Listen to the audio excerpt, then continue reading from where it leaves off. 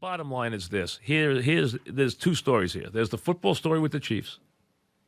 They lose a back they can't replace. Okay, they could have lost him to an injury. The other story is the NFL completely has egg on its face again, and so do the Chiefs, because, listen, according to the Chiefs, they cut Hunt because he repeatedly lied to them about this incident. That's their story. Not that they kept him around, okay? They knew of the incident.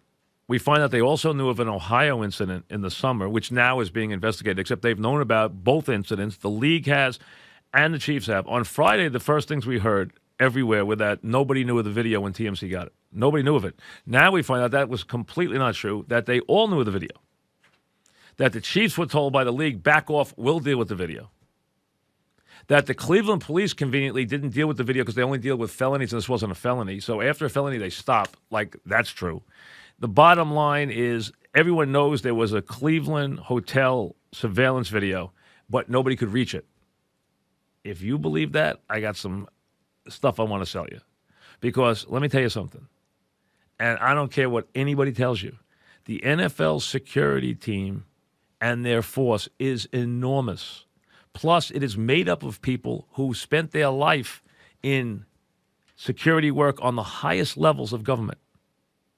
The idea that they couldn't touch anything they wanted to touch in this country is nonsense. This is another case of a star player, and we're going to protect it for as long as we can protect it. And what happens?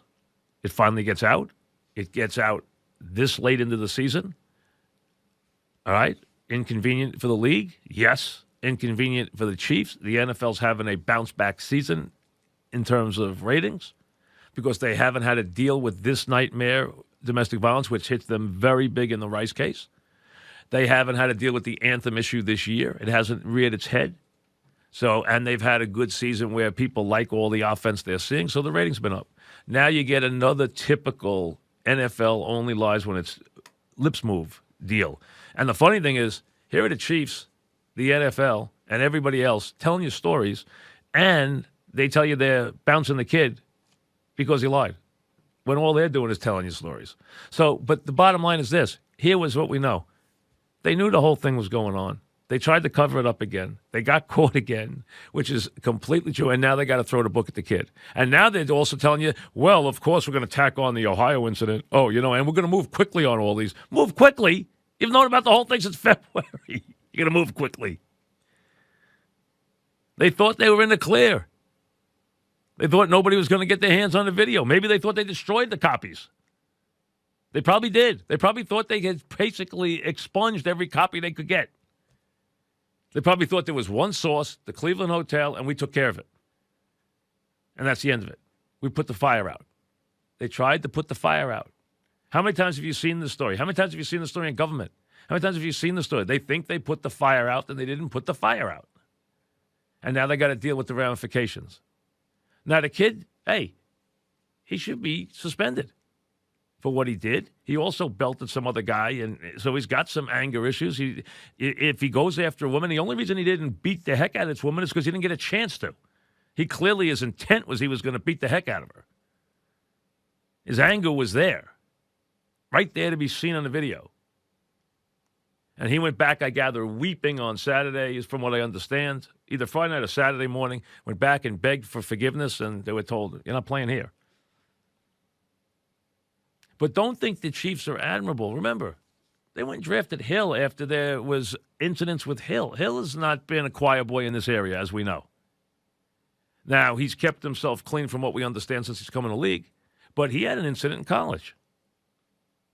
So it's not like they were aghast at anything that goes on. Listen, folks, these teams will get away with whatever they can get away with. So will everybody else. If you got a guy who's productive, you're going to ride him if you can ride him. When he becomes a public relations nightmare, you'll deal with it. Now this is a public relations nightmare. And that's what it comes down to. The NFL doesn't care about any of this stuff. They just don't want it to be a problem on their doorstep. That's all. If they tell you anything else, it's utter nonsense. It's corporate nonsense. That's what it is. And now you'll see them. And listen, hey, these reporters who make a living, leaving Albert today. I'm not going to fight Albert on this stuff because, listen, he's got a job to do. He's going to get his report from the league. He's going to report it. That's all. He's not going to go and take a fire hose to the league because he can't. He's got a job to do. He needs the league as sources. He needs teams as sources. That's what he's doing right now. If I was working for the NFL today and I was, back in the 80s, I wouldn't be able to do what I'm saying now anyway. But the NFL can't do anything to me. I'm just telling you the truth of being around the league for 40 years. I'm telling you what's true. That league's power is unbelievable. And their ability to get to a story or get to behavior of their players is unmatched. They know everything that happens. They know if a big bet is made in any city in this country. They have a network that is unmatched. They know more than they would ever let on about everything. But they think they put the fire out, and they didn't. They probably thought they had expunged the only copies that were available. They didn't. There was one that somebody had, and it got to TMZ. And I don't know if TMZ paid $1, $10, $50, $5,000, $10,000. What do I care what TMZ? Who cares what TMZ paid for it? Why has that become a story? What TMZ paid for it? Who cares what they pay? We know they pay, but who cares what they pay? What difference does it make? They got the video. That's their job. So TMZ with their people can get all this stuff in an eye blink, but the NFL can't do it. And you're telling me the NFL would be adverse to buying something that would cost them? If TMZ paid $1,000 for this video, just for an argument, you think the NFL would pay $1,000 for a video that would cause them tens of millions of dollars of displeasure from a promotional standpoint? I mean, come on, folks. Get in the real world. But that's a different story. We know the NFL's got egg over their face. They're going to spend all the next 2 weeks trying to scramble their way. We're dealing with the young man. We're very sensitive to this issue. No, they're not. They're only sensitive to issues that affect their economics. That's it. Nothing else. They could care less. They've put guys back on the field who have taken their cars and driven over people. They don't care. They don't care. They care about you going to the game. They care about you watching the game and then making money. That's what they care about. Welcome to the real world. Every other corporation is the same way. But if you believe this Pollyanna nonsense, forget it. First, on Friday, they didn't know. We didn't know about it. No one knew about the video. Video. Now, oh, yeah, we knew about the video. We couldn't reach it. Couldn't reach it.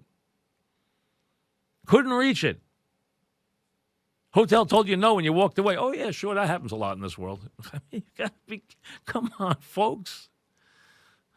Listen, these guys got to report it, but, come on. Does anybody really believe it for a second? They thought they put the fire out, and they didn't. All right, now, so the kid has now got to deal with that, but now he's going to get more than the 6 games because they're going to lump the Ohio thing, which they knew about too. Now, I don't know if there's any video on that. We haven't seen it yet, but he evidently whacked some guy in a bar at a hotel in Ohio in August. So the kid's got some anger issues. He's also a player that they can't replace. Now we take it to the field. Okay, because Hunt's going to be out of the league.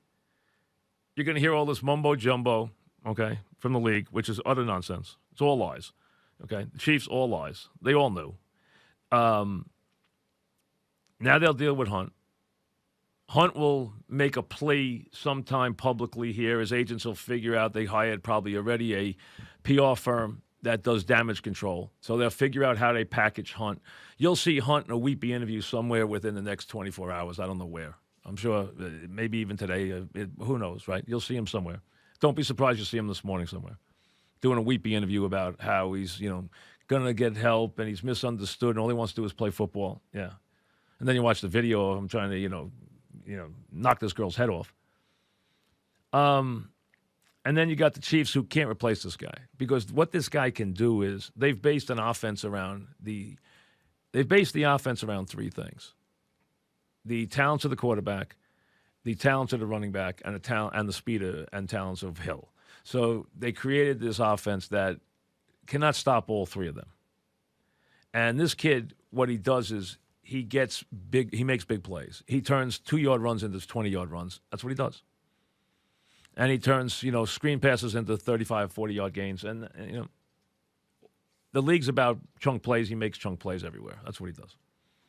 And he's irreplaceable. I mean, they can't replace him. And they built an offense around him. So they're going to take a hit. But that's on the field. So you got him out of the league. When he comes back, who knows? They'll give you the whole counseling. This kid will play in the league again because let's be honest, this was not a felony. The Cleveland police washed their hands of this and conveniently did by saying we don't investigate. After one day, we don't investigate it misdemeanors. We don't put anybody on it. We don't have time. And this was a misdemeanor case. This was not a felony case. It wasn't a felony case because he never heard her. He tried to, but he didn't get to her. They broke it up. He tried to maim her. He would have beat the heck out of her. He couldn't get to her. He did throw a kick at her. I don't even know if the kick – I couldn't tell from the grainy thing I saw whether the kick actually did any damage, but he kicked her. I mean, he definitely did. He tried to hurt her. If no one had been there, he would have beat the hell out of her. I mean, let's be honest. That's where he was headed. So he needs help. They'll get him help. He'll get back in the league because he didn't do anything that's going to keep him out of the league. The Chiefs are going to take this, well, we can't have someone lying to us. I mean, really?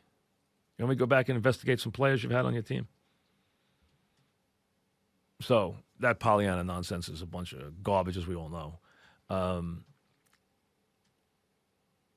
And the league will do as much damage control about this as they can. They'll get it to the people they feel will help them, and that's how it works. And the kid will do a teary thing here and try to do a mea culpa, and that's it. And then it's about the Chiefs going forward. Because, listen, we have these every day. You have one with Foster. The only thing that makes this titillating right now is three things. One, it's a new video. Two, it's another cover-up by the NFL. And three, the guy is a star player on a team that people thought could win the Super Bowl and is having a wildly successful season. How does it impact them at the top of the league? Can Kansas City win without him? That's what it really comes down to. So that's where your stories is. That's why that's a headline story today. And none of what you just heard will you hear on the pregame shows because they're not going to do that because this is a machine.